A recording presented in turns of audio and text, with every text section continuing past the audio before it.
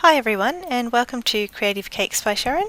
Today I'm doing a tutorial on Anna from Frozen. I saw this movie with my family and we all loved it, so I thought I'll give Anna a go. So let's get started. Today I'm using a 12 by 8 inch cake, my rolling pin, a smoother, some flesh coloured fondant, a gingery coloured fondant, some light pink, some black, as well as a little bit of dark pink, a nice turquoise colour for her eyes and some white.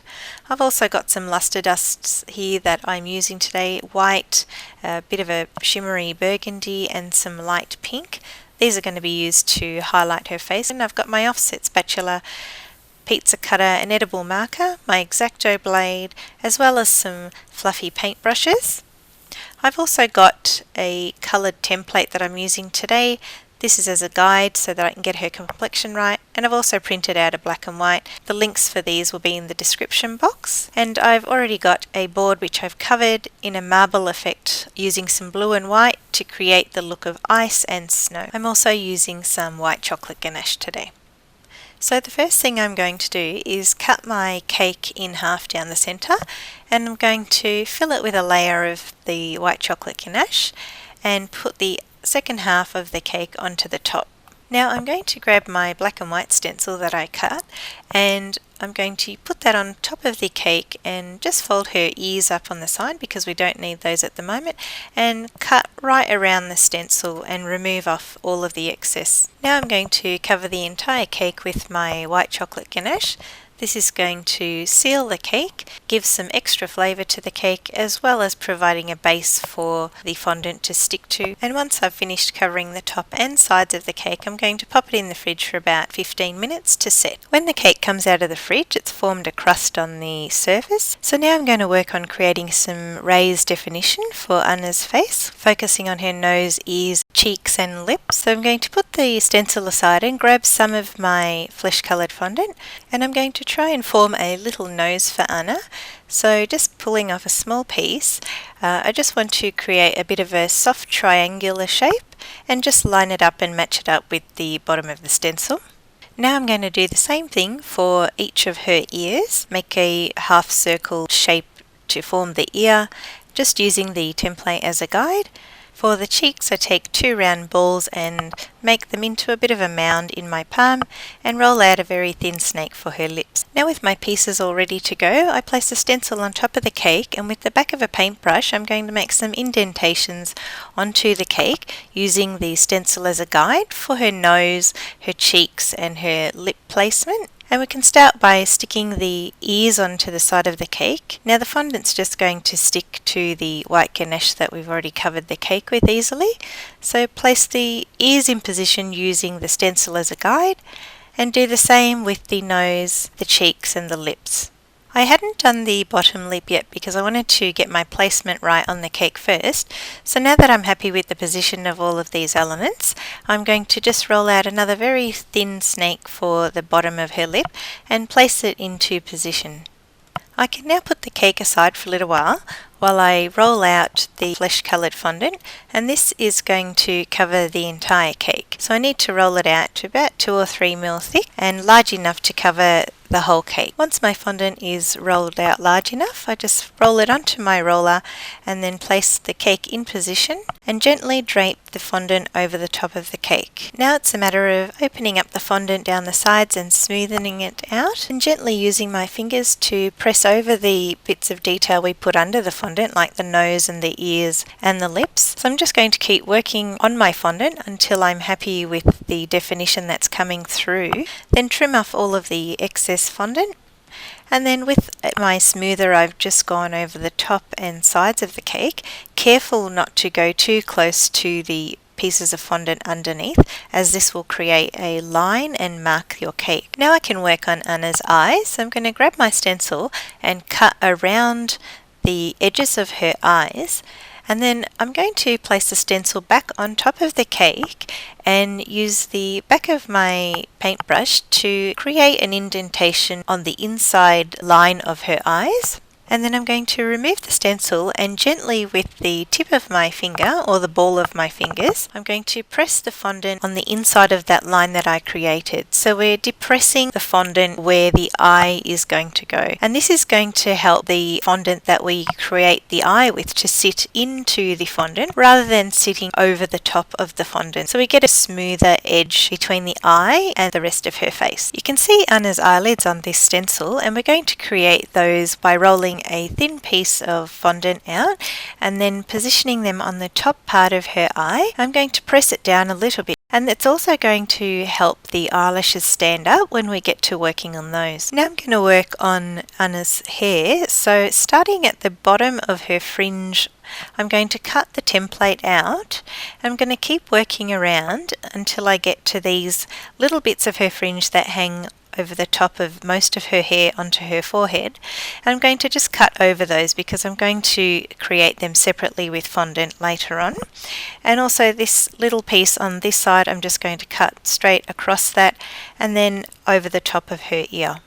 Now at this part of the stencil, I'm just going to cut around the edge of her hairline. Now I can roll out the fondant for Anna's hair, and the colour I've got here is a bit of a mixture. I've started with a base orange colour, which was quite bright, and I added some red and a bit of brown and also a bit of yellow into the fondant, and I rolled it out without trying to blend the colours too much so I can get a bit of a streaking effect in the fondant so that it looks a bit more natural and a bit more like her hair, which is not just monotone. Once the fondant's been rolled out, I'm just going to grab the stencil for the hair and cut around the bottom half of the stencil. Before transferring this fondant to the cake, I'm just going to use my stencil to make a little mark as a guide for where I should place her hair, and then using my hands again smooth the fondant down the top and sides and trim off the excess. I've got the bottom half and the top piece of the stencil now back together, and I'm going to use the leftover fondant to create all the little bits of fringe that fall onto the front and side of her face, working your way across from her part which is off to the side of her head. Now using the back side of my knife, I'm going to run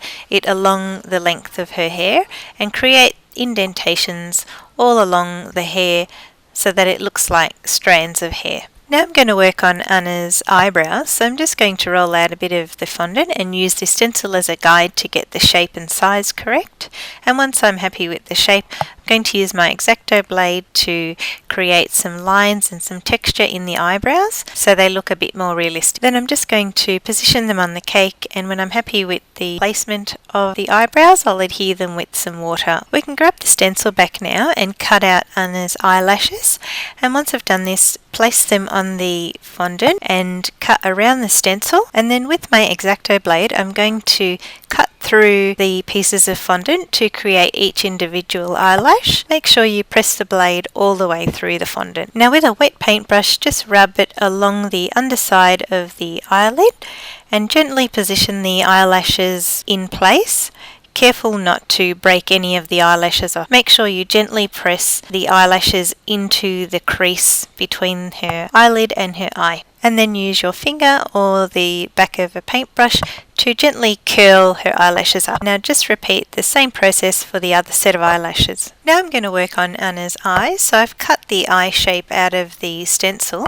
I'm going to roll out the white fondant and cut around the stencils. I'm going to brush the eye sockets with a little bit of water, and before I put the whites of the eyes down, I'm going to make sure I've got some nice smooth edges and then just place it in the eye socket and repeat these steps for the other eye. To do the colour and the pupils of Anna's eyes, we do exactly the same thing. Roll out the fondant, cut out the stencil and trace over that on the fondant, and then smoothen off the edges. Now I finished the eyes and they're off to the side, so I've grabbed my board and I'm going to transfer the cake onto the board. When you look closely at the coloured stencil of Anna, you can see that the edges of her eyes, the coloured section of her eyes, have a dark ring around them. So just with my edible marker, I'm just gently creating some definition around the edge. Now we can fix the centre of Anna's eyes into place and her face starts to take shape. Now I'm just going to add a bit more definition to the edges of her eyes, of the bottom eyelashes, so very gently around the corners of the whites of her eyes. I'm With my edible marker, I'm just going to create the look of eyelashes, a bit of depth, and also some more definition. Now comes one of the fun parts of the cake, and that's using the light pink luster dust with a fluffy brush to create a blushed appearance for Anna. She does have quite a pinkish complexion, so I just keep adding the luster dust until I get a nice pink shade that I'm happy with. Go around the sides of her face, mainly on the cheeks and especially on the nose, and you might even want to fill in a little bit on the eyelids as well. I've got here now a little bit of the dark pink fondant, which I'm just going to roll out. This is going to be like the shadow or tongue in her mouth. So I just want to roll out a little bit of a snake and press it into the cavity of her mouth. Now I'm going to use the stencil to cut out Anna's teeth and trace around it over some white fondant and position the teeth on the cake. Now I'm going to roll out 2 very thin snakes of the light pink fondant. Make sure they're very tapered at the ends to create her lips, and then attach those onto the cake as well. Using my shimmery burgundy luster dust, I'm going to go over her lips now to give it a bit of a shine and glossy and a deeper burgundy look. We're also now just going to create the little reflection on Anna's eyes, so use a tiny little piece of white fondant, roll it into a ball, and just place it in the same position that it appears on the stencil. Finally now I can work on Anna's telltale pigtails. That's a bit of a mouthful, try saying that quickly. So I've separated the remainder of my ginger fondant into 2, and now I'm going to divide each of those 2 pieces into 3 sections. Now with each of those 6 pieces I'm going to roll it into a long snake about the thickness of my thumb, and then start to assemble each plait. Now I'm just going to explain how to do a plait, just in case you're unsure. It's best to separate the 3 strands, and you take the right hand side and overlap the middle section. Then you take the left hand strand and overlap that over the middle strand. Again, go back to the right and overlap that strand over the middle piece.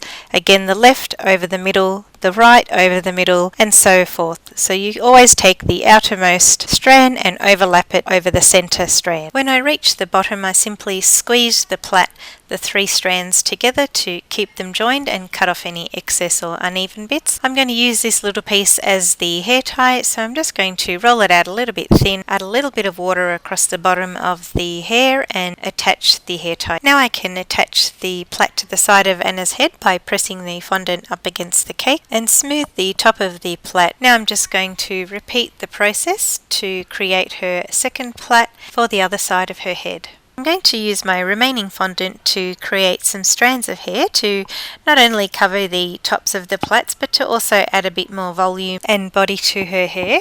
And you can do this until you've run out of fondant or until you're happy with the look of her hair that you've achieved. The very last thing I need to do to finish off this cake, and it wouldn't be Anna if we didn't do this, is to use the white luster dust to create a white streak from the top of her hair all the way down through her plait. And it's simply a matter of just dusting the white luster dust until you build up the white colour and follow one strand all the way through to the bottom of her plait. And there you have it, your finished cake of Anna from Disney's movie Frozen. I hope you enjoyed my tutorial. Thanks for watching. Don't forget you can subscribe to my channel by clicking the link below for more great video tutorials.